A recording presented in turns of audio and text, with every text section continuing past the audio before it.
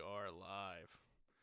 All right, hey guys, welcome back to Slashcast. We're joined here with me and Patrick, of course, and then joined by Jeff.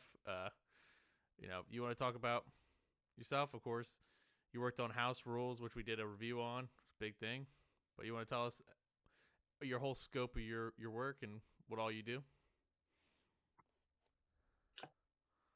First of all, thank you for having me. I appreciate it. Happy New Year to everyone watching. I've been interested in filmmaking my whole life. I strangely became interested in making films before I became interested in watching them. Like I was into filmmaking much like at like age 10, 11 before I even saw like a real like live action movie in theaters. Um, but filmmaking is expensive, and I did not have really the money or resources to pursue it seriously until COVID happened, and I had nothing to do but write. And one of the things I wrote happened to be something that was in the scope of what I could do. So I talked to a couple of my good friends, Andrew MacDonald, Jesse Calavoda, and then they put me in touch with Marvin Day, who I knew, but I hadn't worked with him before. And then we made our first short film, The Savior. Eventually, that led to us starting a production company, Jarden Films, brought some more people in, made a couple shorts. Um, and then along the way, I had this idea for a short about two people visiting a haunted house. And, as horror movies, when you visit haunted houses go, things go wrong. And thus House Rules was born. Awesome. Yeah. I it's kind of shocking to see like a lot of the like I feel like a lot of people, got affected in a bad way by COVID, but it seems like you kind of took that and kind of ran with it and almost took advantage. So when did you actually film The Savior? Was it That was in spring of 2021, and 2021? then the year after that we made Shiver, which is connected to The Savior. Patrick is in it. Um, and then we did House Rules the year after that, and then we did another short film, Torments, this spring of 2024, and we have another short film coming up this spring. So essentially, we've kind of settled into a routine of doing about one short film every spring. In addition to, we also do, we've done some Blobfest shorts, which Ryan, who is obviously related to you, Patrick, heads up those. And those have been a lot of fun to do as well. Yeah, awesome. Um, so you were saying you kind of got into filmmaking before you got into film, so you kind of don't have that like traditional like. I know me and Pat, we've talked about working on films for a long time and everything, and that's like due to stuff like something like Super 8, or like Super 8 is like a Mm-hmm. huge one for us. Cloverfield, of Yeah, course. Um, Yeah. so do I you still was like have like? talking to Ethan. Oh, Sorry to cut you yeah. No, off, no, but you're I good. was like talking to Ethan, and that was like kind of like that's why I thought it was like pretty cool, like getting to interview you because like we get to kind of relate back to that because like me and Ethan, like our big movie was Super 8. That was kind of like besides like the aliens, that's kind of like our origin story, like how we started like filmmaking, like with our like crappy iPhones and like Galaxies, just making no script or anything, just winging it on the spot. Just a bunch of short films like growing up. Yeah. No, I've Low been there budget, too. gritty. So, Yeah. Yeah, it started, my grandparents actually, they got, so, all right, so backtrack a little bit. So my older brother and I were at a friend's house, and the friends were making a movie, so we got to be extras in it. And at the time, I was also acting in theater, and then I enjoyed doing that so much that my grandparents bought me a VHS camera, and that's how I started making movies. But again, I wasn't really that into movies. We we would take road trips as a family because my mom had cousins out in Indiana and Ohio, and on these road trips we would plug in our little VCR player and old crappy TV and watch movies along the road trips. That's what movies were to me. Was just like essentially the same as listening to the radio is for most people. Um, Never really thought about the idea of making them, or really particularly put much thought into the ones we were watching because it was just like, hey, whatever we had on. Just a lot of like the same ones over and over again. Like Homeward Bound was our big one, but yeah, then once we had the VHS camera, I started getting more creative with it, and then I saw The Village by M. Night Shyamalan in theaters, and that's when really that was the first film that I was like, I love this movie. Like other movies I had seen and they were movies and I enjoyed them or felt like oh yay, Airbud won another game. But the Village was the one that was like, all right, this is making me think. This is like it scared me at the time. It's making me feel strong things, and that honestly, it remains to this day my favorite movie. I'll fully admit that nostalgia affects my list greatly,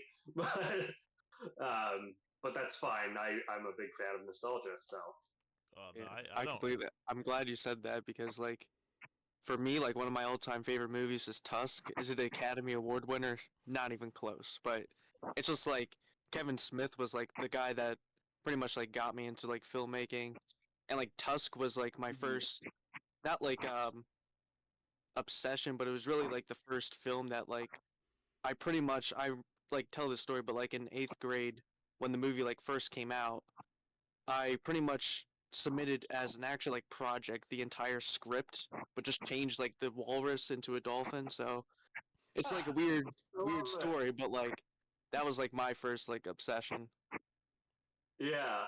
and kind of What what did like you got me from like just like liking movies to like loving like film.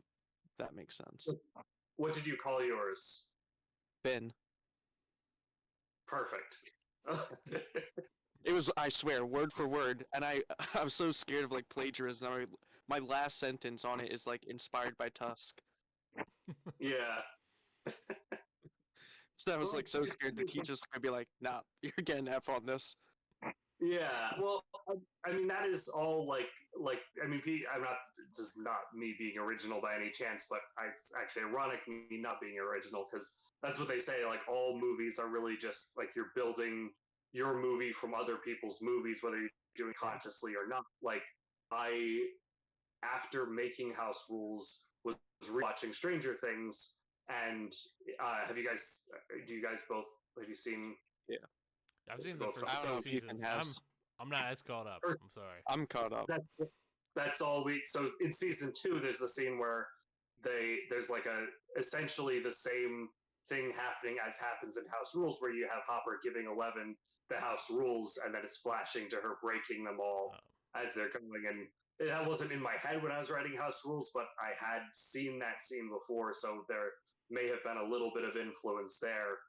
And then, of course, which you guys talked about in your review, Hellfest, of course, was a huge Yeah. influence. I was surprised. Now I only watched it last year, but like Haunt, I know I mentioned it Yeah. before. I thought, honestly, after like watching it, I thought you were like inspired by that like a little bit, but like Hellfest too is like kind of, I like Hellfest a little more, so Okay. I was kind of glad you mentioned that. So, but Yeah, you've sold me on Haunt. I just found that it is on Tubi for free.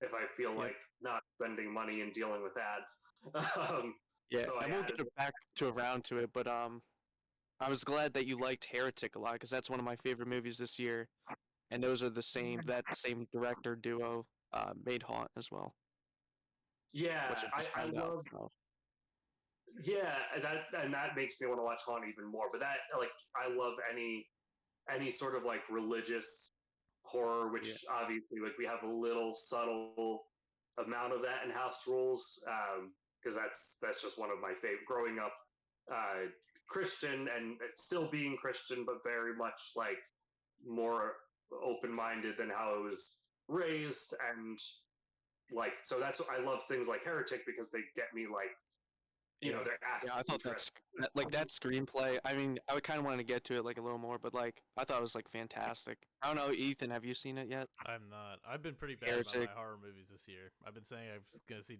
Nosferatu since the 25th, and I still haven't seen it.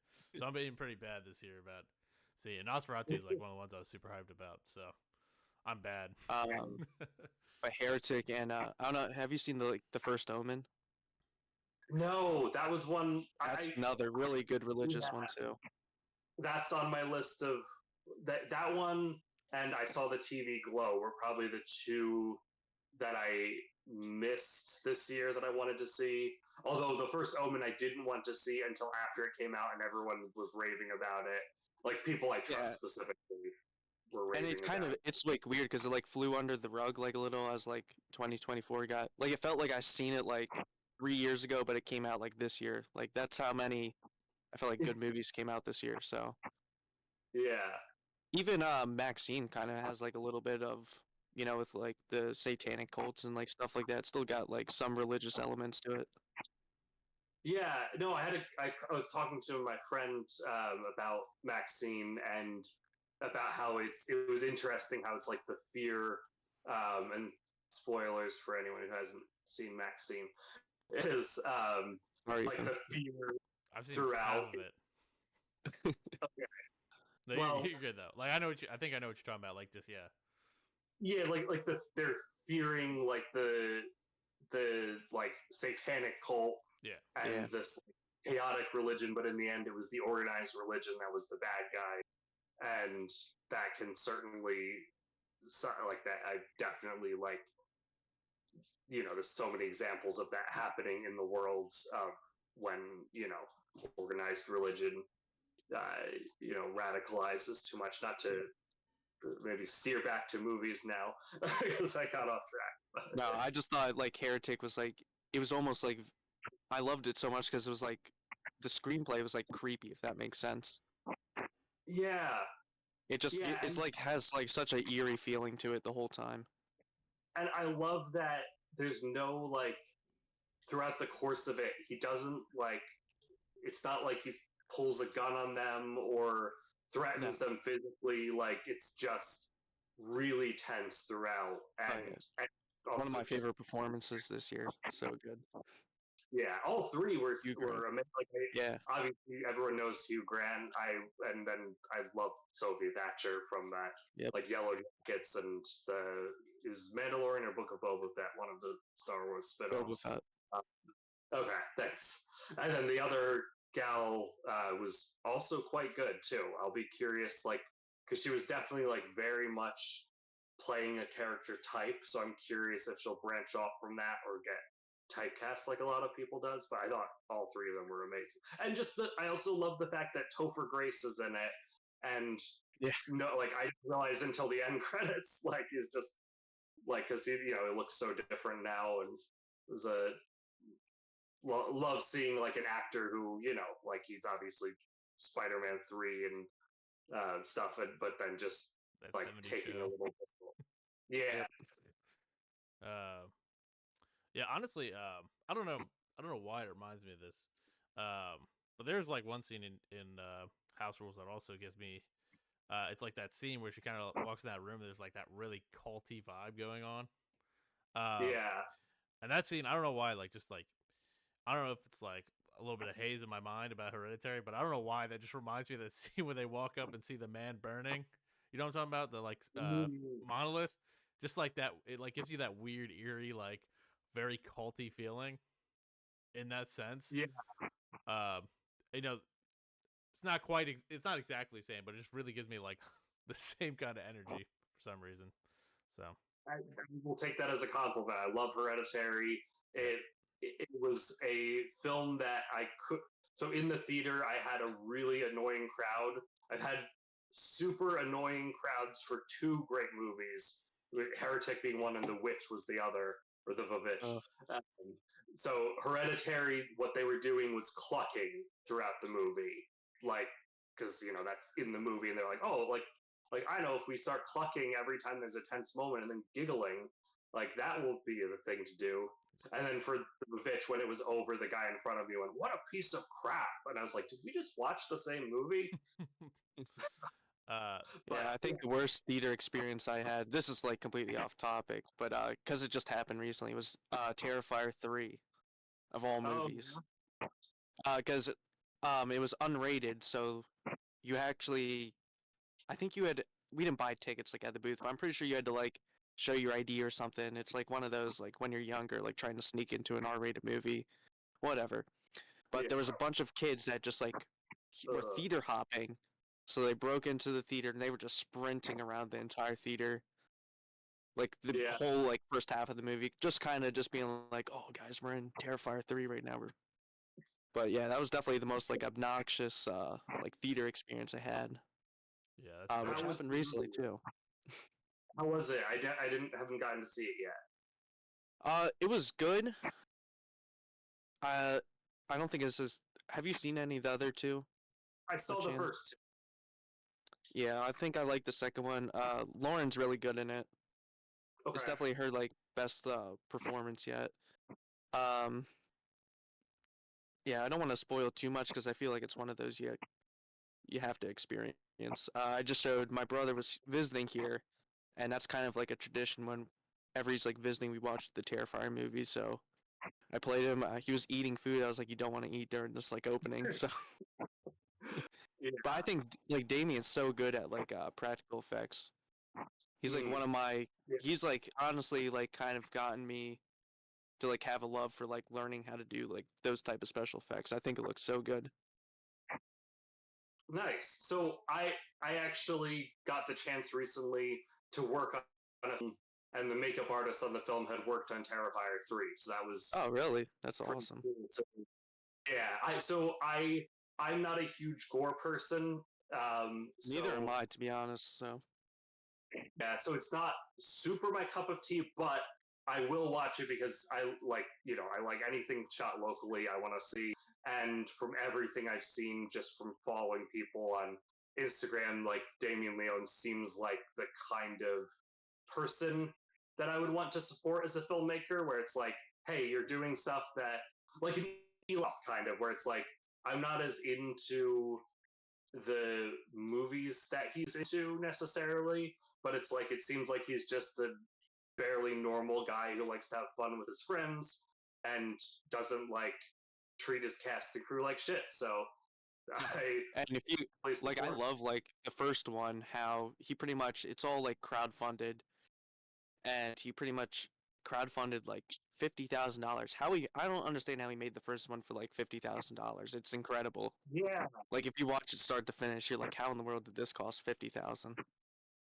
maybe a lot of volunteers. Like that's how we did House Rules. Like Yeah. the everyone Did you like yeah. Go ahead. um well just like going on the budget, like did you crowdfund the whole budget? No, Like meaning so like what is it, Kickstarter or something like that, or kind of no, break so down like it what the budget was? yeah, it was actually all out of pocket from the Jarden board, Okay. but almost everyone was free. We had to pay the guy who did sound because we we don't know any, or we at the time didn't know any sound people. So we hired him, and he had actually we'd been connected a previous project he had wanted to do, but had a scheduling conflict. And I liked my conversation with him when talking about doing that project. So I was like, hey, I'll bring him on to House Rules, and he was excellent. But like the haunted house and all the actors did it like they volunteered. We did offer to pay them. We offered to pay the Okay. actors. They all turned it down. Um, so there were all the expenses went into the film itself, um, and like catering and stuff too. But it was all like costuming, makeup, some like equipment stuff, and like we did also book a like lodging for our lead and my co-director since they're both coming from out of state. But yeah, definitely I'm not an expert on any of this, but it's just like like looking at the location we got and like the quality of like our DP and stuff, it's like this definitely would have been a fairly high budget short film if people weren't just doing a volunteer, which is amazing. Like Yeah. just the fact that people actually wanted to do it, and again, just the sheer number of people turning down money to do it. Like I could not be more grateful for everyone who did it or who contributed, especially like Jesse contributed to the budget and Marvin and Caitlin for the makeup team. Like those three really like, and obviously myself, I felt like really put in money and made it happen. So I do yeah, have it a was pretty cool.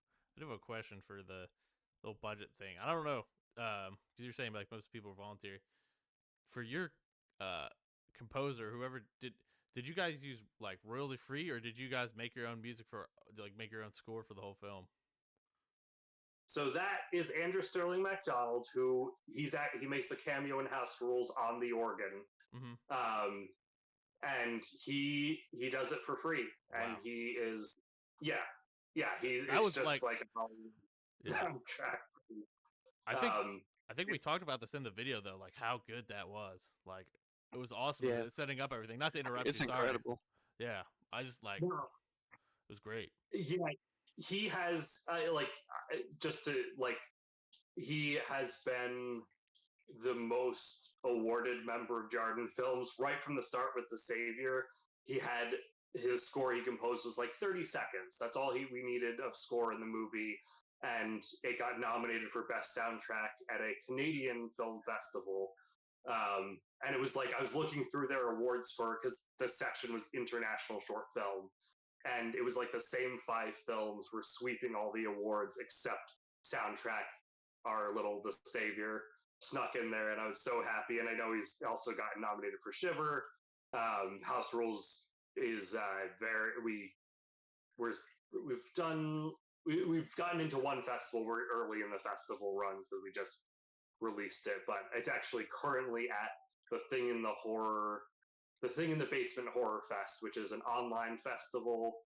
So it's like streaming now. You have to buy to like see the block of shorts, which I'll do at some point just to see the block it's in because the festival I like the concept, but eventually that'll probably be like they'll probably post something because they always post about the films. But yeah, no, the soundtrack was so good, and actually like an amazing happy accident. Sort of, we had a song. I had a song I really wanted for the end credits. The song was "Haze" by Tessa Violet, and the lyrics fit perfectly. But when I was familiar with her, she was like a very like just like did some music on YouTube, was very much like an indie person. So I was like, we can probably at least get a number from her. Then TikTok happened, and apparently one of her songs blew up. And I don't know because I wasn't on TikTok, but we could not get in contact with her. We tried every single contact thing, and just couldn't hear back. So we were like, all right, we can't do this song. And then Andrew composed a score for the credits, and to me, the credits, it's like they're honestly like a highlight of the movie, especially that beginning part, what Jesse did, where it like flashes the symbols in and then everyone's names come up, and the score Andrew did for that is just like, it feels like it could be like the title sequence if this was a TV show, and just feels like something that would be on TV, and I love it. Yeah, yeah, definitely. And I will say like for for the music, like I don't know how y'all choose like or I don't know how like did y'all just finish everything, send it off to him, say like make this sound like it just felt like everything fits so perfectly. Like how do you guys coordinate that with Yeah. the composer? So it helps. So Jesse was our editor, and he and Andrew just are able to get together a lot. Um, so Jesse just edits while Andrew composes music, and they collaborate on that like throughout the whole process. So that's why, like, that's one thing I will say that like that I'll plant my flag in for like Jarden Films that is an advantage that I don't, to my knowledge, there's no other film group in the area that does. There's plenty of other films that have amazing editing and music. Yeah. Like, so I'm not taking anything away from that. Like, there's a lot of good locally made short films and even features, but that is one thing that really helps for us is that we can do all that at the same, like being able to collaborate on that, because that's like what like Howard Shore did for Lord of the Rings, and like got to compose music in advance, and Andrew's been doing that for upcoming films. Like he'll write a score before the film is made, and then he'll use that score to like create the actual score for the movie. And you'll see when our next film, Torments, it like that's definitely going to be one where that like the music is so pivotal, especially because we had this one PA on set who we just couldn't control him. I'm talking about Patrick, of course.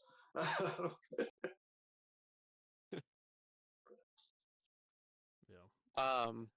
So I have a couple questions about house. I guess like future projects. Yeah. I've talked about this like in the review, but I thought House Rules would be like a cool feature length film.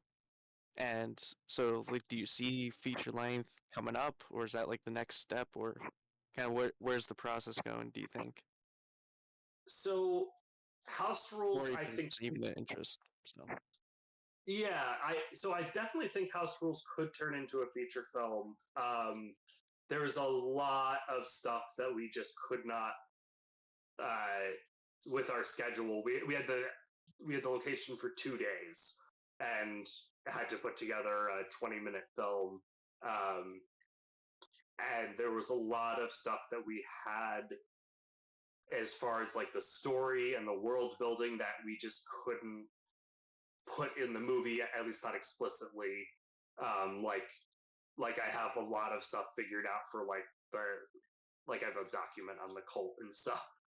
um, but I actually am currently, we are in pre-production for my first feature film right now. It's not what I'm doing with under the banner of either Jarden Films or MJ Productions, which is just like my personal thing. But I wrote it's called Life's Queer. We've been posting stuff about like announcing crew and stuff right now.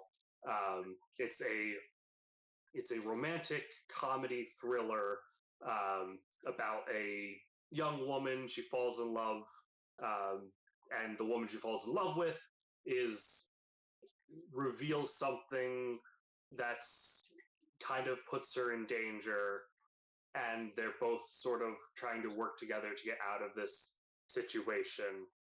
So we just had the read through for that recently. It's going to be very much a passion project. We're going to have fundraising starting, and by the end of the month, I'm not in charge of the fundraising because I have too many projects going on. But I'm co-directing that, and I wrote the script, and so yeah, feature films is definitely something I think anyone who's a filmmaker wants to do feature films. I have one other feature film script written, which is a horror comedy that because I don't know how to do things small as part of a 6-film series if it gets if it takes off. But yeah, so though like getting into features is definitely the next like doing this feature is the next step, and then hopefully that will open the door to doing other features because like I believe in this film, but I also think there is just something so important about getting over that hump. Like the first, like I tried to write my first feature film script for years. Like I started back when I was 17, and this is the horror comedy, and I just finished the script last year, 2 years ago. Now that we're in 2025, jeez.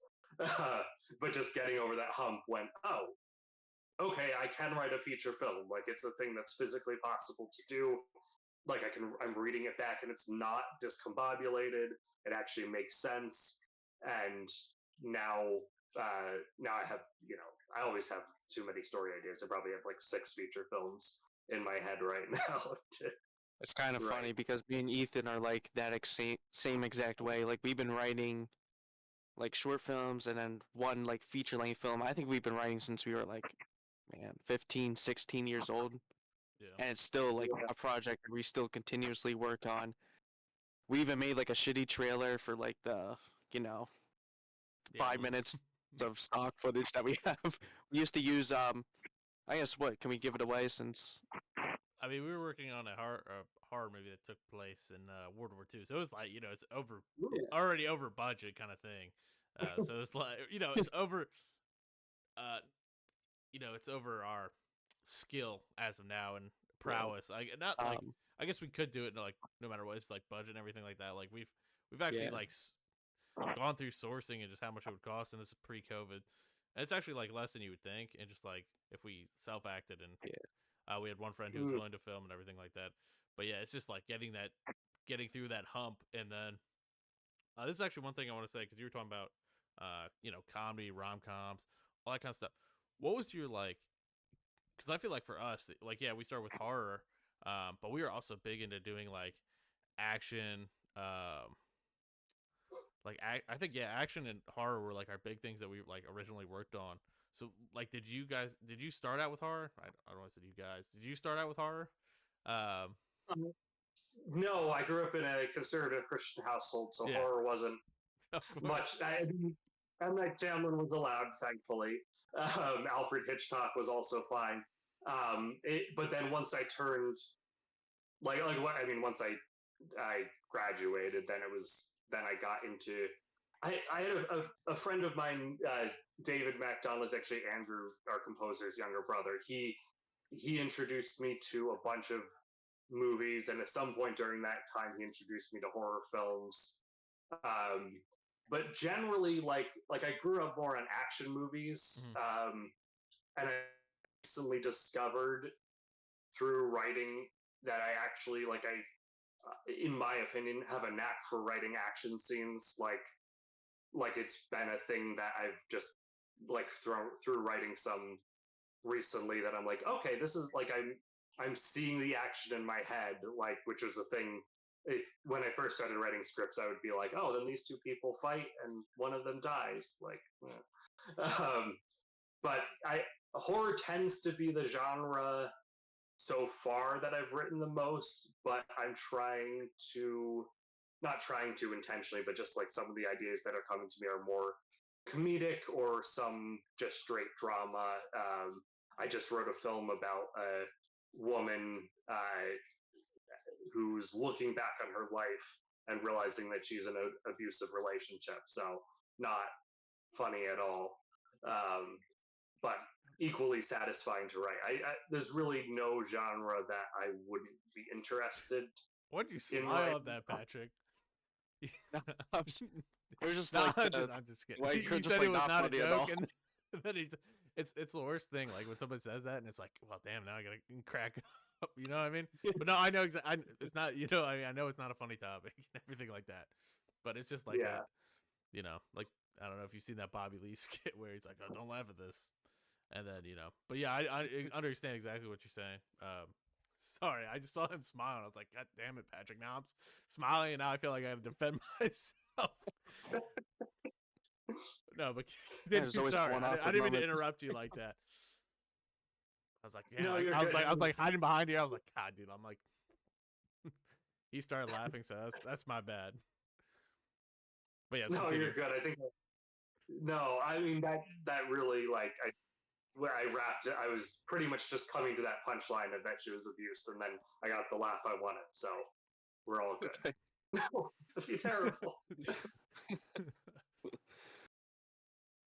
What about you? Like, obviously, your channel and the film, like World War II horror film. Like, obviously, you guys have a big interest in horror. But like, are there any non-horror films that are like I don't know that like you guys really like? Oh yeah, there's a ton. So some of my favorite. Since you got me on the topic, I'll go through some of my favorites. Awesome. Uh, Big Trouble in Little China Okay. action film. That's one of my favorite.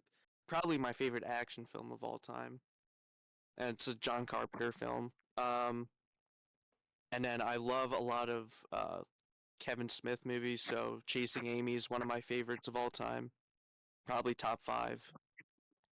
Um, and then Ed Wood, which I recently just rewatched not too long ago. See, I like a lot of like the comedic like dramas. I kind of have like a soft spot for. Yeah. Was that But like yeah, Chasing Amy is probably Chasing Amy and Clerks are up there. what's like the comedic drama? Is that just like Good Will Hunting? Is that like a comedic drama? Like what? Like Chasing Amy. Okay, I've never seen it. I think would be I'm like not I'm not as big of a Kevin Smith fan as you are. Like I've seen a little bit of Clerks, and I've seen Tusk. Um, but yeah, I'm pretty bad when it comes to like action movies and stuff. Like I love a movie.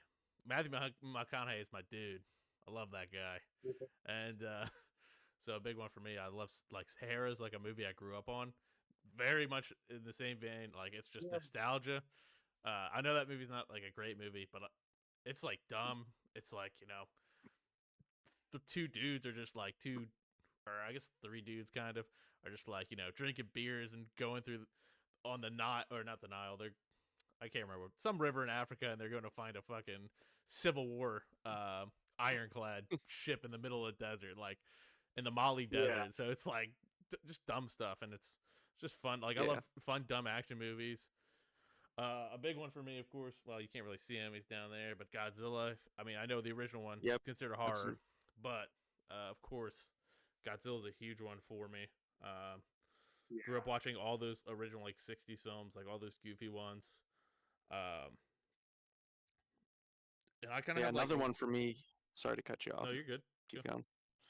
Another one for me is one of my other all-time favorites, Almost Famous. Oh yeah. I think that's like one of the best like written films like ever made. It's like one of the few films I like. Films, not films. I think it's like considered like perfect. Yeah, every pretty. I mean, about once a month on our garden group chat, someone will post it's all happening whenever something good happens for us. So Almost Famous is definitely near and dear to our hearts. And I actually thank Ryan and Lauren for getting me into that. So. Oh yeah, nice.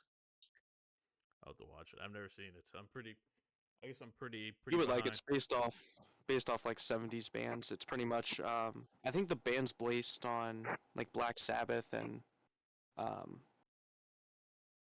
like Led Zeppelin. He's like a rock journalist who goes along with this band called Stillwater. You would like it a lot. Good soundtrack. But is it better than Spinal Tap?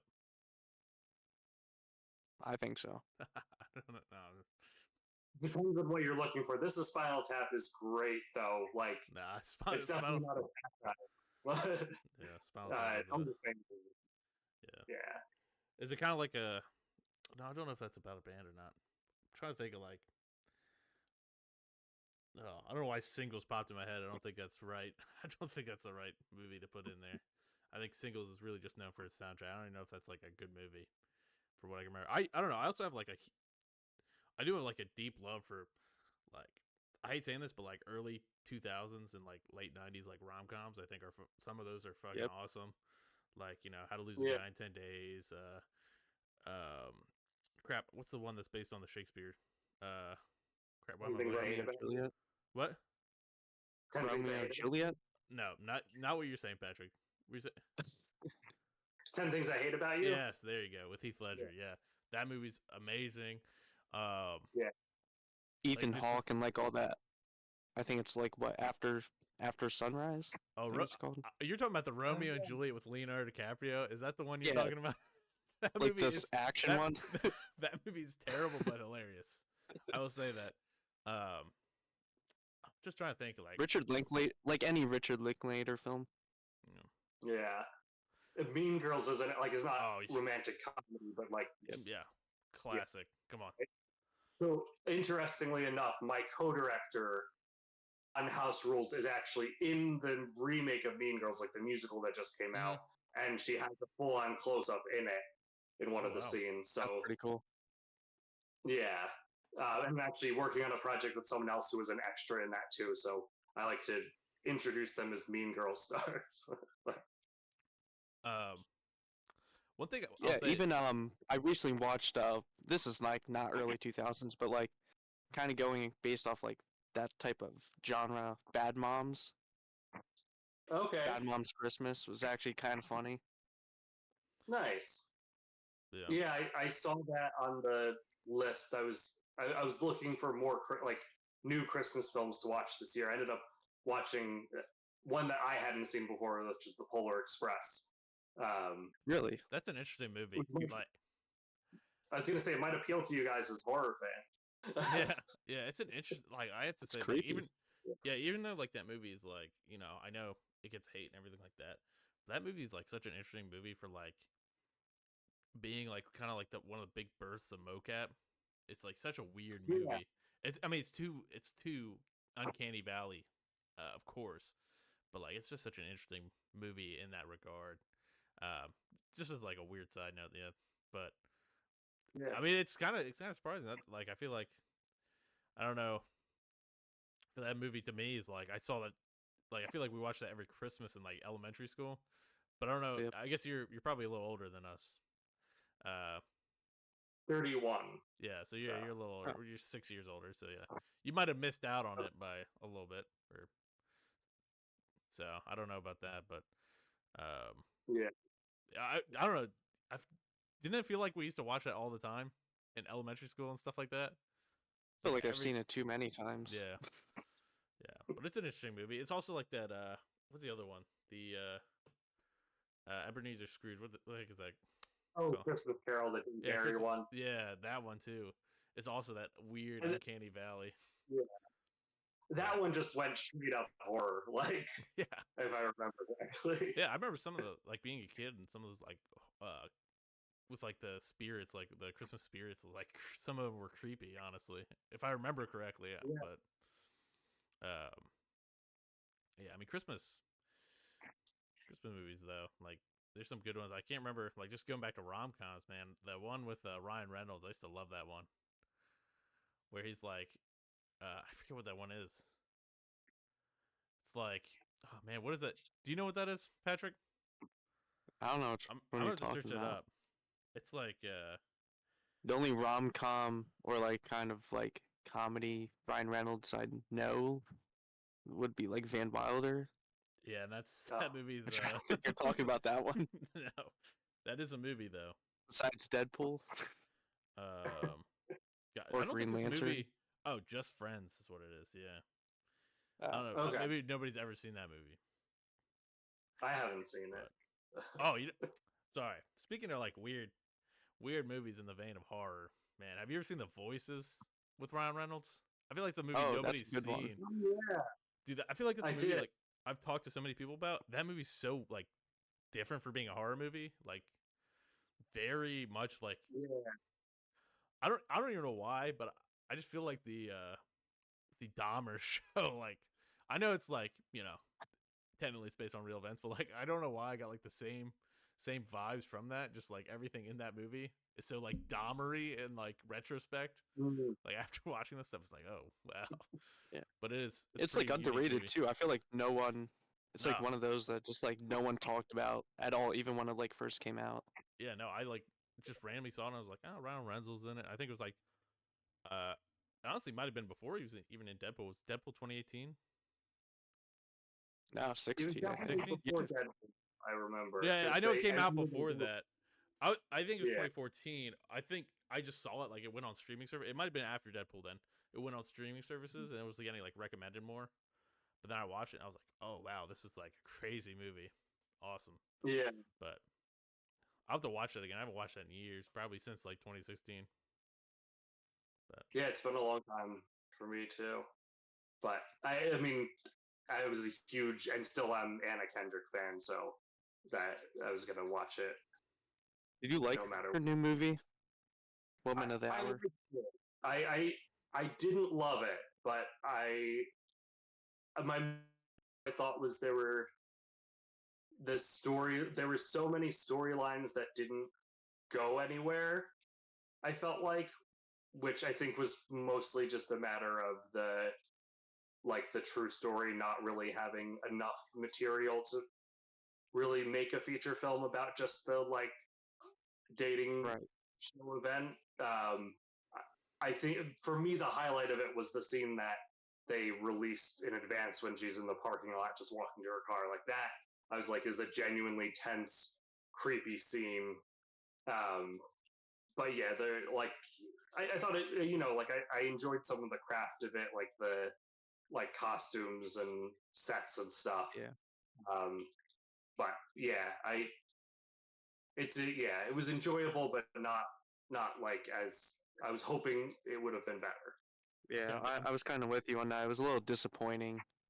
I'm kind of I just disappointed. like, I mean, I wanted to see that movie. it's also her directive to be, Yeah. so it's not bad for it.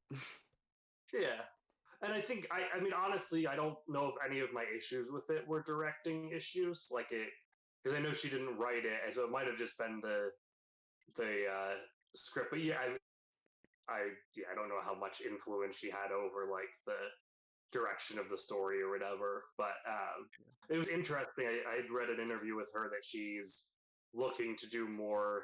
Like I said, she's kind of the way she worded it is she doesn't want to make comedies anymore, um, which is interesting because like that's what she's most well known for is doing comedies, and that'll be cool if there's like a shift there. I always like seeing actors like change direction or branch out.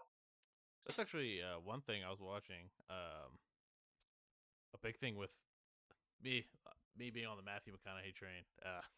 Just like I said, I love that guy. But I was watching one of his interviews, and he said that was like such a big thing. Like he was in rom coms, and it was like he was saying he had to take like a 2 year break from making movies to like actually break out of just being like typecasted in that kind of role. And I think that's like a big thing for like certain actors and actresses. Like you see, like Channing Yeah, Tatum, like too, is like now starting to break out, like with Deadpool and Wolverine. Then he also had that horror movie, like thriller movie, I guess it was, this past year. It was kind of like the Epstein Island kind of movie, you know what I mean? yeah, Um, so like that was like you see these guys like, I mean, how long has it taken Channing Tatum? Because he like has been on a break for movies probably for like almost getting close to like 9 8 9 years. You know what I mean? Where he's been like not a big star in movies, and now he's starting to get like yeah, these big starring roles again. Yeah, that's like Jonah Hill too, Yeah, because he kind of like fell off, and we haven't heard from him in a while, and now he's like just purely a director. it's like that whole crew. The This Is the End crew, dude.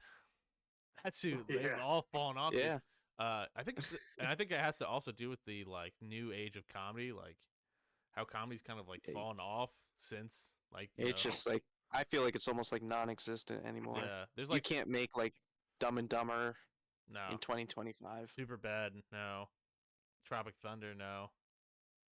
Like none of those Uh, kind of movie. Like it's kind of I don't know. I think we're into like a weird landscape of like comedy. Like I feel like the only comedy movie I've seen recently now is like Ricky Stenicki. Was like I watched that one and I was like, this is a classic like comedy movie. You know what I mean? yeah. yeah, And I mean, Yeah, still think like Kevin Smith is doing a good job with the 430 movie. I didn't see that one. that one, but Maybe I'll have to check it out. He's still kicking it, so Yeah. Uh, I for comedies this year, one of my favorite films was Anora, which is uh, like that's been I on don't my think radar. I don't think I've laughed so hard at a movie in quite a long time. Now it's not like a classic style comedy, but yeah, I loved it, and like the comedy is less based on I feel like the writing and more based on the performances. But there's a lot of like good facial expressions and reactions and stuff. I'll add that to my Yeah, list. that's been on my list for because I feel like I have a good like top 10 this year, but like that one is like the last movie I feel like I need to see before I can officially because I feel like it's gonna make my top 10. So Yeah. I don't want to officially make a top 10 till I see it. Will you be releasing your top 10? Yeah, I mean I think Ethan needs to see a few of them, but I know I looked at your top 10. I don't know if you kind of want to go over again. Maybe your like top 5 favorites from this year. Sure. I mean, my number 5 is one that I don't think anybody saw except for me, which is it's a thriller. Actually, it's also a comedy called Lake George. It's got a very like In Bruges vibe to it. This story is a guy who's like down on his luck, gets hired by a mobster to kill this woman who he's seeing, and then he can't bring himself to do it. So then he and the woman kind of go on a road trip of like discovery, and like they start like getting back at the mobster and stuff. So that was just a very fun ride. Great acting. Number 4 for me was Love Lies Bleeding, which was just like A24 is just knocking it out of the park.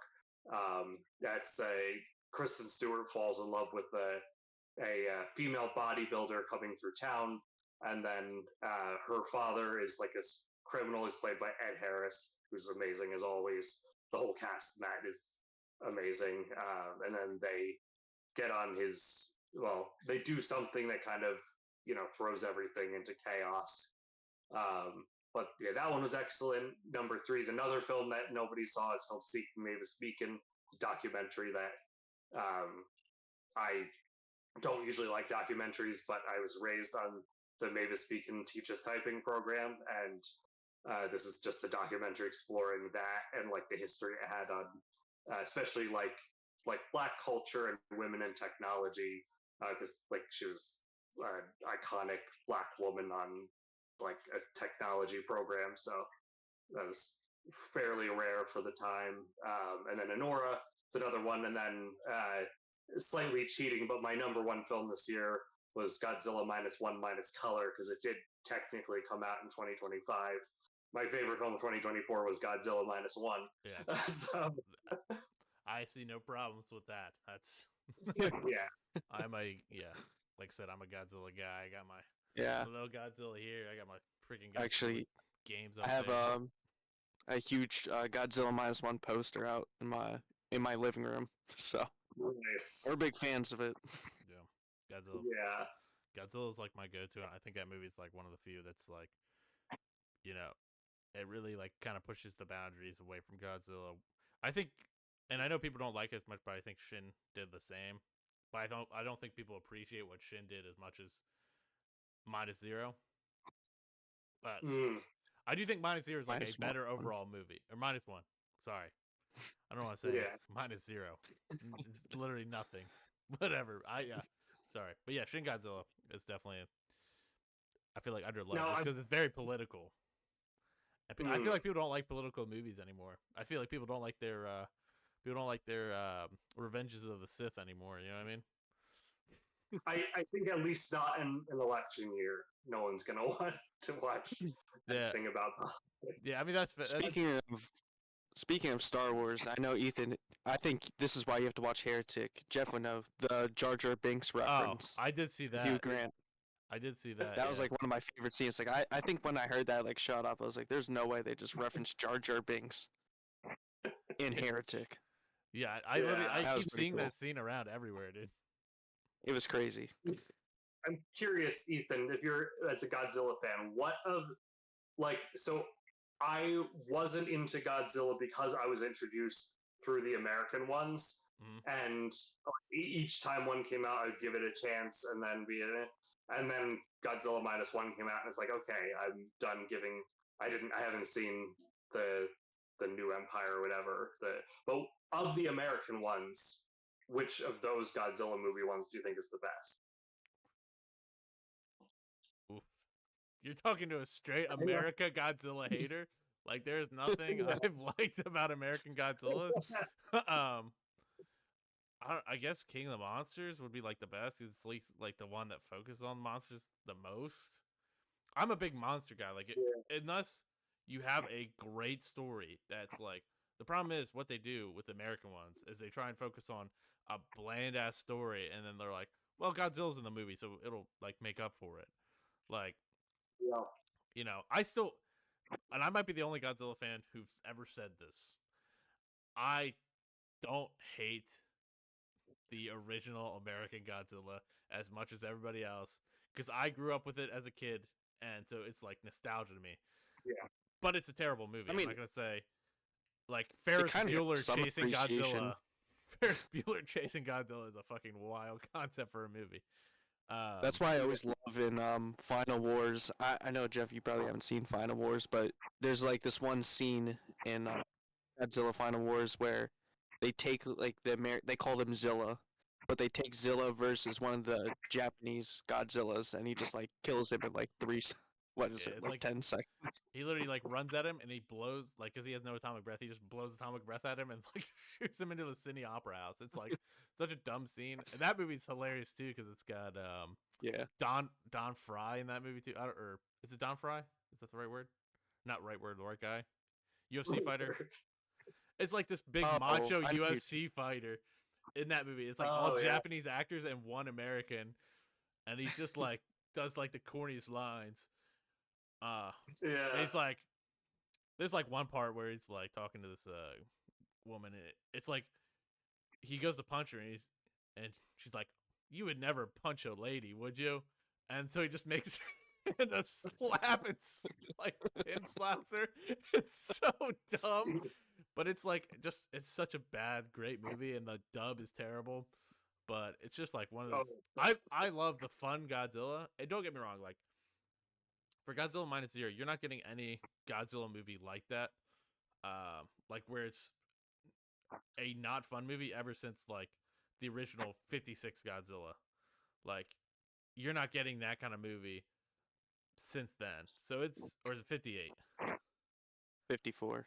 54? All types of off. Wrong even numbers, but yeah. Yeah, the And original you also did call it Godzilla minus zero again. So. Yeah. yeah. Okay. Yeah, I don't know, it's like now it's stuck in my head, dude. Fuck. You say it once and then it like ruins your whole thing. But yeah. Yeah. I mean, Godzilla's That's like what I was saying on the other podcast. What was I saying? Ripley Scott? yeah, Ripley no. Scott. Yeah, Ripley Scott. Ripley Scott, yeah. Yeah. Ripley Scott. It happens. Yeah. And then I was saying I was talking about Harrison Ford and I just kept calling him George Harrison. So it was terrible, dude. And I'm a huge Beatles fan, and like, you know, I love Indiana Jones, so it was like just me fucking up so hard on every single level. So it's just how it goes, though. I don't know. It's like you mess it up once, and you're fucking locked into that. It was like, because I have another channel I do for gaming stuff, and it's just during the Game Awards, Harrison Ford came out. I was like, oh man, it's George Harrison. I was like, oh, that's not right. Fuck. Yeah. But yeah, I don't know. It just happens. But what else? Oh, you know, back to your since this is about your short film, since it is about that, not just random stuff. Actually, no, I did want to talk about what made y'all decide to do like the really you know, it's kind of crazy. I realize y'all kind of did it like where that trend came out, but like the unsubtle foreshadowing. Do you know what I'm talking about? Like how there's that meme about like unsubtle foreshadowing, but you kind of almost did that in your in-house rules to extent, like where you kind of showing like, oh, some shit's gonna go down. What made you guys decide to go down that route? So for me, it was just when I was writing it. So it initially it was a much smaller story initially. That was I'm just gonna spoil it now. So if you're watching this podcast and you haven't seen House Rules, pause, go over to YouTube, House Rules Jarden Films, watch it, and then come back. But the whole thing originated because Allie, who plays the girlfriend in it, said she was working with me on a film, and she said the next film you make, I want to die in it. Like, all right.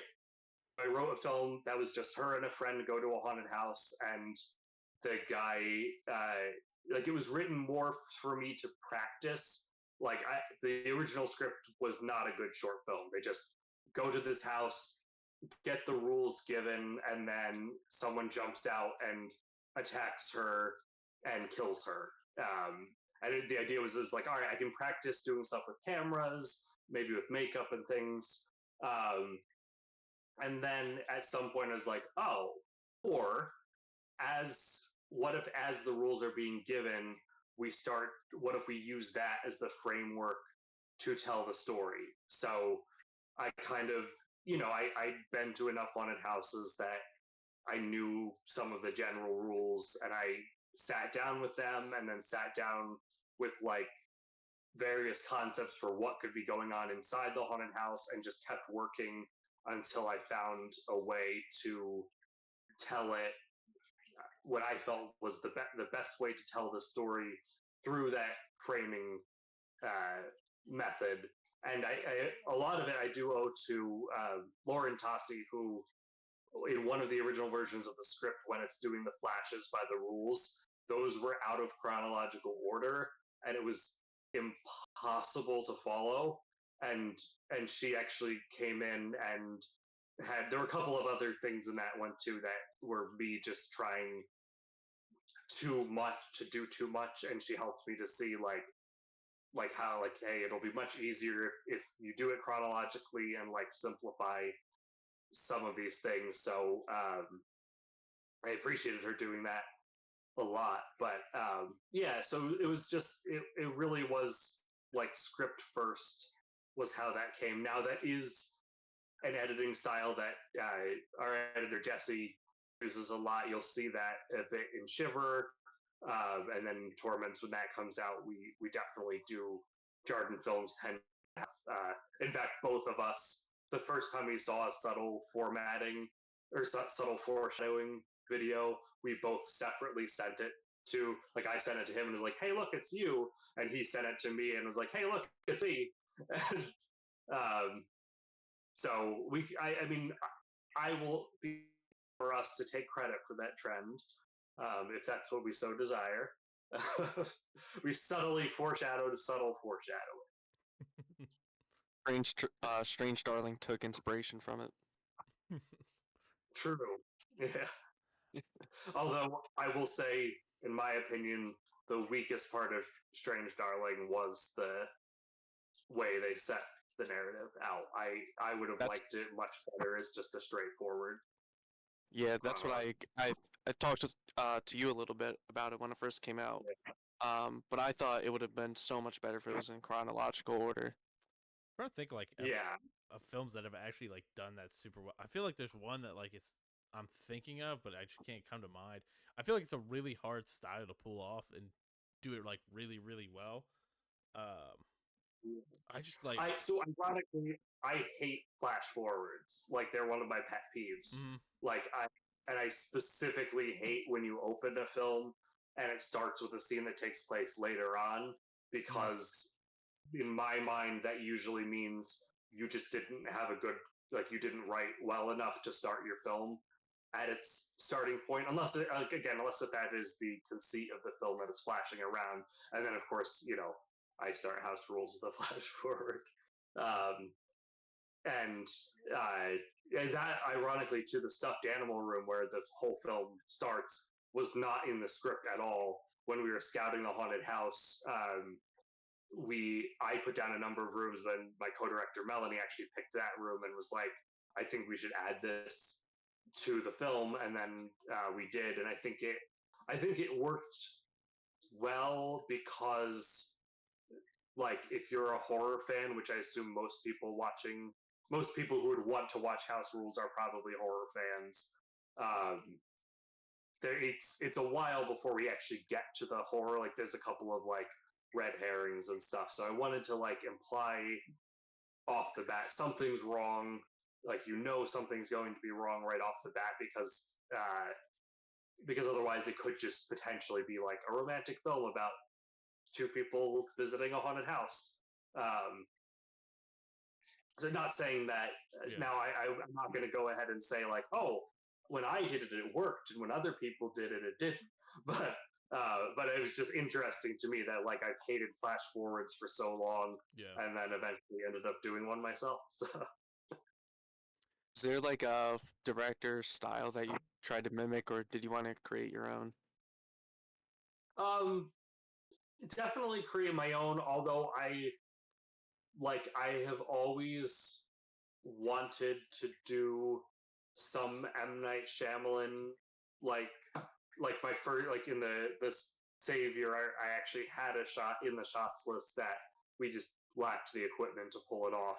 That was going. It was basically taking like the shots he's done before, where it's like you're like on the profile of someone. It's like two people talking. You're on the profile of one of them, and the camera's gonna turn. And it's over the shoulder, and it's the other person, and you're just gonna keep going back and forth like that for the conversation. But then I added that one of the times when it moves back, the camera's gonna go all the way around and reveal something standing behind them. But when we were filming, it was just we didn't have like you need either like a track or a steady cam, which we didn't have either of those, and we also it was just a very tight space to work in. So I think it's less director style and more like I like the idea of having homages. In fact, actually, House Rules was originally going to have a straight up homage to the village in the scene in the room with all the symbols on the wall when she gets stabbed by the Ascendant, the kid with the spiked mask. Originally, it was going to be the exactly shot for shot the way the stabbing scene takes place in the village. Like she was going to turn around, pause, look at him in the face, look down, the knife pulls out of her stomach, and then eventually, again, this is another Melanie idea. She really helped like bring the visuals to life. Like she was like, what if we did like a rotating shot? And our camera guy I thought pulled it off really well with the way that like he's not behind her, and then he swivel all the way around, and then he's there, and the timing up with the knife raised stabbing, and then of course Andrew's music and Jesse adding the little like flash of red and stuff. I thought like that's probably one of my favorite scenes in the film. So very happy with how it turned out. Yep. Yeah, I thought it looked all great. So for like the filming equipment, did you what kind are you a digital or film person? Like, would you prefer? Was it shot on digital? Yeah, I've never shot on Okay. film. I'd certainly not say no to the opportunity, but like, because I enjoy like I enjoy the visuals of stuff shot on film. But it's not a thing that I'm ever like specifically going out of my way to try unless I, fall into a large number of money.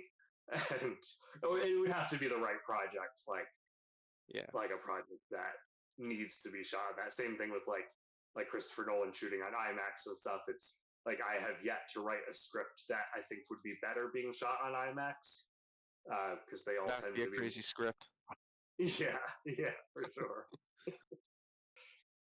Interstellar too. Yeah, Yeah. With a murderer in space this time, though. yeah, So or pretty an much alien. Alien then. Yeah. Yeah, Yeah. Interstellar 2 featuring Xenomorph. Or you could make the Sigourney you could make a Weaver. sequel to fuck. Why am I forgetting what that movie I was talking about that whole Aliens episode? Oh, Life. No, not Life. The what is that? No, it's like about the ship. Fuck, I can't even remember what it's called now. Oh, Passengers. No, not Passengers. God damn it, dude, I can't remember now. I watched it like not even that long ago. It's about like was it like shipping water, no, I like spaceship or watership? it's got Lawrence Fishburne in it. Like yeah, it's a spaceship. Sorry. Did it just come out recently? No, no, this movie's old as fuck. I was talking about it that whole time. Let me see. It's gonna come up as soon as now. I'm looking for it. Let me see. Yeah, And now I'm saying Lawrence Fishburne. That also is just Passengers too. But god damn it. that's What is that movie called? I should have been more prepared. I should have been thinking of random movies that I would never thought I would talk about on here. Next time I'll remember. Lawrence Fish. Just the most random movie of all time. Just It's not even like yeah. I mean, if you're going to talk about house rules, you have to be prepared to talk about space. Obviously, yeah. and, That's and a Lawrence big thing. Fishburne. Yeah, and it's like the only Lawrence Fishburne movie that's not popping up on his fucking thing too. That's awesome, dude. Is there There's anyone no else in it that you remember? Lawrence Fishburne. I know like the one actor is like really big, but I just can't. It's like named after like the big ass ship they're on. I just can't remember what Huh. the hell it's called. Event Horizon. Jesus. Oh, Oh, okay. Yeah. What a weird movie. What a weird movie. Sorry. I now don't how know does why this that tie took so into the long. topic? Because we're talking about space and IMAX. Come on. And Yeah. we also talk about like Oh, yeah. religious horror. I think that has like religious elements to it, doesn't it? I can't remember. I think it's supposed to be like I hell. haven't seen it. Like the Haven't seen it. yeah. All right, never mind then. Nobody's seen Event Horizon. I feel like this is like a movie like I heard so much about as like a young person. Didn't even know it was a horror movie. Just thought it was like some like corny space movie, and then nobody's ever seen it apparently. I don't know. We're gonna have to do a whole slash cast just on Event Horizon, dude. Oh Yeah. my goodness. But yeah, that was just a way off topic. One thing I actually did want to talk to you about, and because I was talking about, I'm a big fan of games. As you can see, I have books behind me, all this stuff. Other than movies, like what else has inspired you horror-wise? Are you big, like, do you like Stephen King? Do you like, I have some Edgar Allan Poe, yeah, right here somewhere. It's Yeah. hard to point when you're not looking at it. Video games like Silent Hill and stuff like that. Like, does any of that kind of stuff inspire you as well? Yeah, I definitely enjoyed like horror books, horror games. I actually like I love the horrified board games, Mhm. where it's the Universal monsters or the American mythological ones. I love the old classic Universal horror films. Ironically, because of Horrified, I actually had not seen any of them. I'd seen the Young Frankenstein, and I think Dracula was the only one I'd seen. But I got into those movies because of that game, and then just completely fell in love with them. But yeah, so I'd say books are probably one of the big ones. The one of the more like modern horror books is the Whisper Man was quite good. But I like And The who was that Shining. by? I Alex North is the name. He actually wrote a follow up, like it's same universe, called the Shadows, which I actually liked better than the Whisper Man. The Whisper Man is like his most famous one. Mhm. But if you read the Shadows first, you'll spoil the Whisper Man. So Okay. that's why I say Whisper Man first. But and then like growing up in a Christian household, I read a lot of Frank Peretti and Ted Dekker.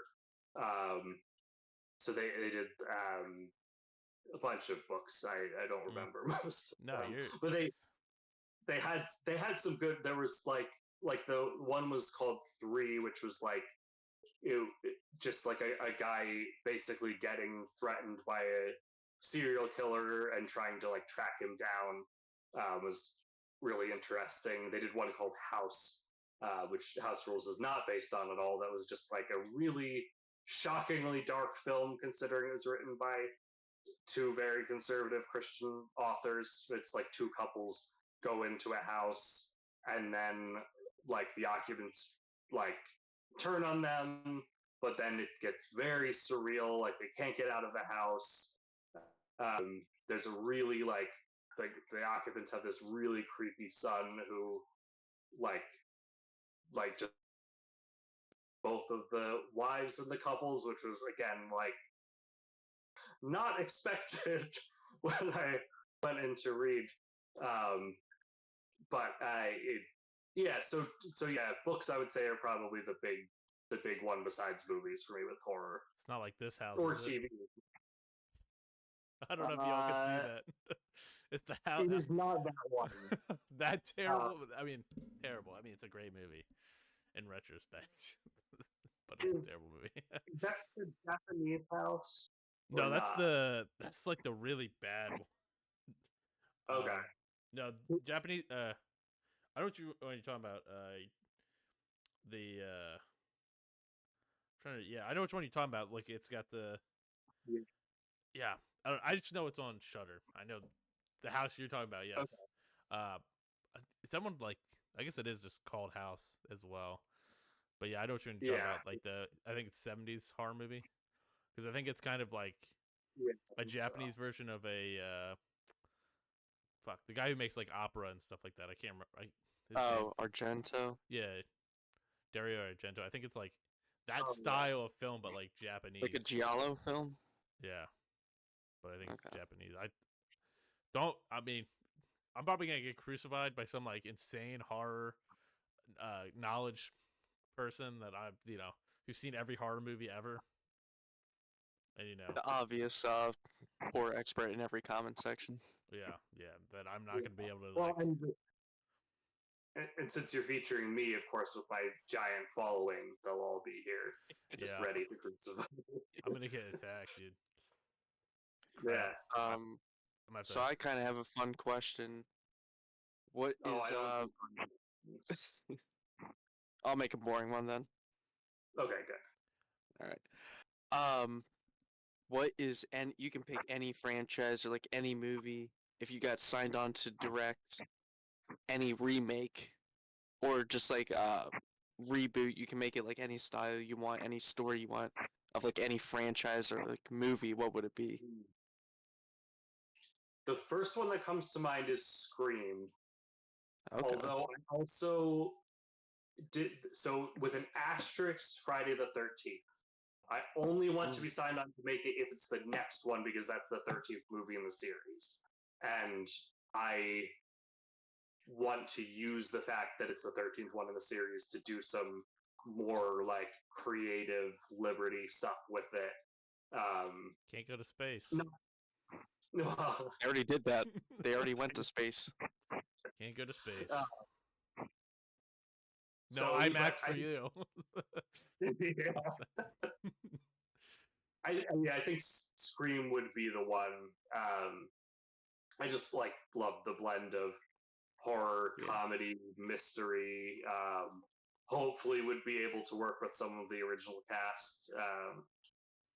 Ask for lots of money so we didn't have contract disputes like happened on some of them. Um, but I'll be it'll be interesting, like because I'll be curious because obviously people didn't like Scream 6 as much. So I'll be curious if Scream 7 like turns the opinion of the franchise around for like the general public or what. But what about for you guys? Like if you could direct, any franchise. For me, I think it would be. It's like tough, but I'd probably say Child's Play Okay. or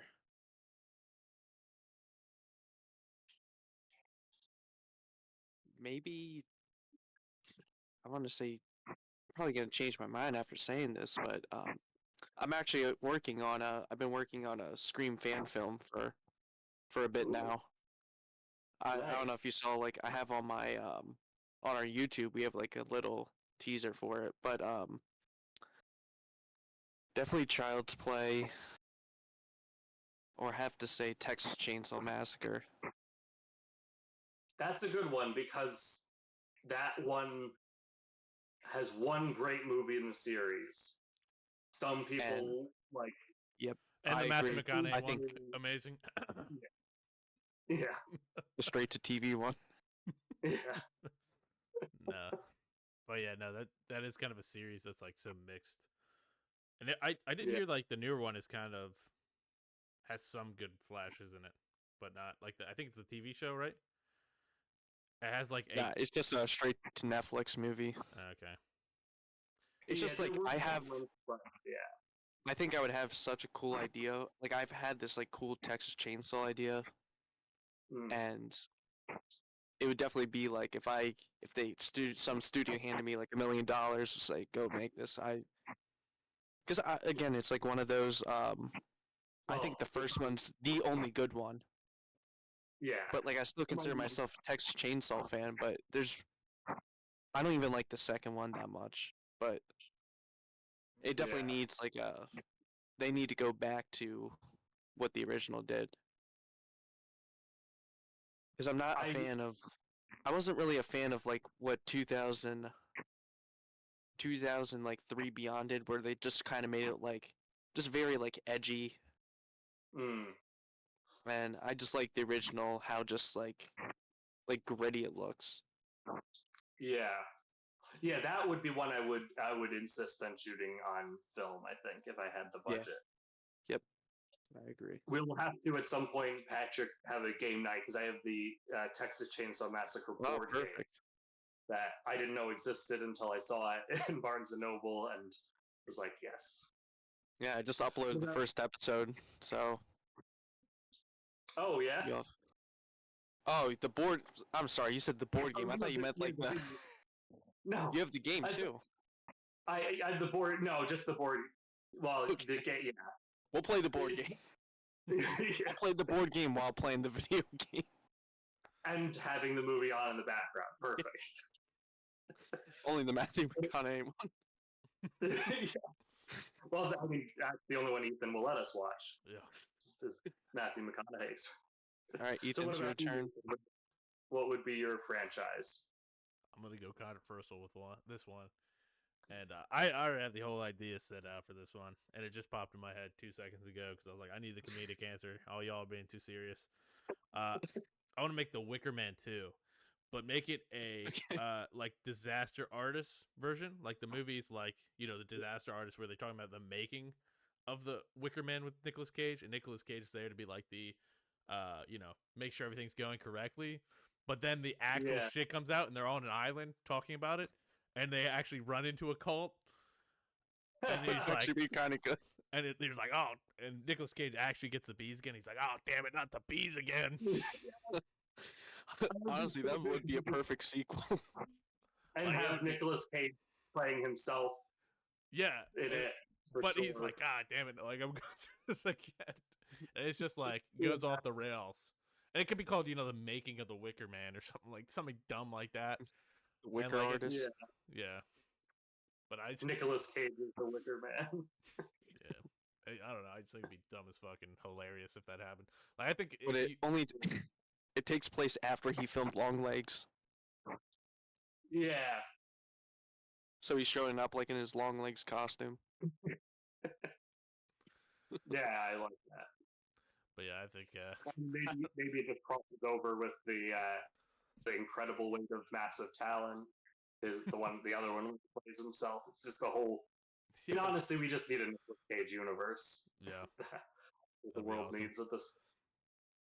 And then my other, because I was thinking about this the other day too. I also have like this really cool like script idea for an Alien movie too.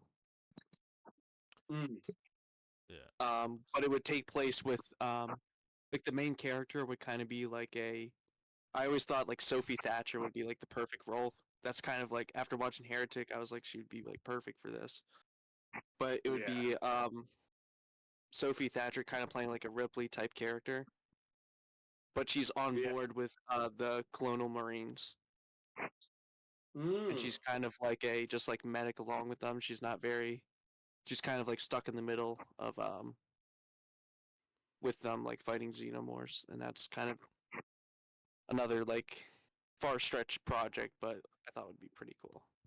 Well, I guess since we're here and we're talking about it, I guess we can talk about, since we didn't fully explain what our movie was before. Our World War II movie is supposed to be a mist, but takes place in World War II. Ooh. Yep. Oh, I love that. And it's kind of a funny story because we used to, very amateur, we bought like fog machines. I still have like 8 fog machines in my closet. Like we were dead serious on this project, and then so Ethan had a bunch of like replica like World War. It was II, right? Yeah, World War II. Yeah, World War II, like uniforms, guns, and like stuff like that. And I had like realistic World War II tanks and like miniature tanks. We would do like close-up shots with like fog, and we would tie like a string to like the bottom of the tanks and stuff. And by miniature, he means like the size of like probably like bigger than your cat tank. So it's not like actual miniature. It's still big. Yeah. And it's like tough at that size too, because you're like, because we Yeah. like it's too big to put against something like nice, so we had to put it on like the normal grass, and it looks like it's driving through a swamp. I don't know. It's it's stuff we'll have to figure out in the future probably, but Yeah. But I always um, like wondered like, what do people think when we have like a bunch of fog machines going off and we're just dressed in World War II, World War yeah. II, Well, like just cars uh, driving by. I'll put a Just little a normal day. I'll put a little thing in there because the whole thing, you him being Italian, so it was like I'm German, he's Italian, but the whole thing was gonna be like I was gonna be uh, a spy, and like it's gonna be like kind of in maybe a flash forward, shit, uh, but it was gonna be like me being a spy and then him being like a German spy. So I run into him, and then it's just kind of like the Russians have like like instead of the U.S. military being like the cause of the mist, it's like the Russians. So it's kind of like Okay. yeah. So that's like what happens, and that's why there's like you know the Russian stuff. Like there's so many dead Russians. It's like gonna have a whole lore to it, and then go Yeah. crazy. No one was gonna Well, if you see actually be them, Nazis. That was like the big thing. Yeah. I was like, I don't, I had to be a spy because I was like, I can't like just be a Nazi because that shit would be terrible. Yeah. but if you see the Mist Liberation in 20 years, Yeah, it's been in production for what? I think it was called something. It was like Liberazione because it had to be the had to Yeah. be the Italian version of it. Yeah. Yeah. Then you could make it like a yeah, we could make it a what is it? Whatever you said before. There was that genre that the Dario Argento films are. Oh, Giallo. Giallo, yeah. Then it could be a Giallo film, I guess. It'd be slightly Italian, which I really don't know. I guess I don't know. I guess they're weirdly artsy horror films, but Yeah, I'm a big fan of them. I think they're like, I don't know. I like think they're cool. Tenebrae, I just I don't know opera. exactly what the genre like that makes it that. I think it's just like that. It's like psychedelic artsy is I think what makes it that kind of horror film. Yeah. Which Mm. you do kind of have some of that in your film. Maybe you there's kind of some of that like those psychedelic scenes in House Rules too. But yeah, I think it's probably time to start wrapping this up. You got anything you want to promote before? I know, of course, House Rules is a big one, and then you got any other upcoming projects? I know you're talking about some of them, but Yeah. So we have Torments, which will be. I mean, it's not going to be available online for a very long time. This is part of an anthology, but we'll be doing like premieres for people who get a chance to see it. Hopefully, by a couple months, we should be done with it around the end of this month. But then Life Square is probably the big one because we're like go follow that on Instagram, and we'll just be making updates and stuff. And I also have another short film called Jack and Ellen I'm shooting in April. It's like a home invasion comedy that I think I think that sums it up well enough. There's not much more I could get into without spoiling it, but it's like a single room cat and mouse home invasion comedy. That's what we'll go interesting. with. Yeah. So yeah, that's pretty much it. I would say. And then with Jarden Films, we're shooting Winter's End, which is going to be connected to House or not House Rules to Torments, and then Shiver, and that we're shooting coming up. Which same thing as Torments. It's like there will be premieres for the public, but then it won't be available online until the full anthology is completed, Okay, which will probably be 2 or 3 years. So yeah. awesome. Well, hey man, thank you very much for joining us on this Thank you. podcast. It was awesome having you. Hopefully, we'll have you again at some point, and maybe for after one of your next film comes out, and we'll have to do this again. Just I know we kind of got off topic. We are supposed to talk about House Rules, but we talked about a lot more. We talked about Event Horizon, of course, and Matthew McConaughey's Lawrence Fishburne. Yeah, Lawrence Fishburne, Matthew McConaughey's Texas Chainsaw Massacre.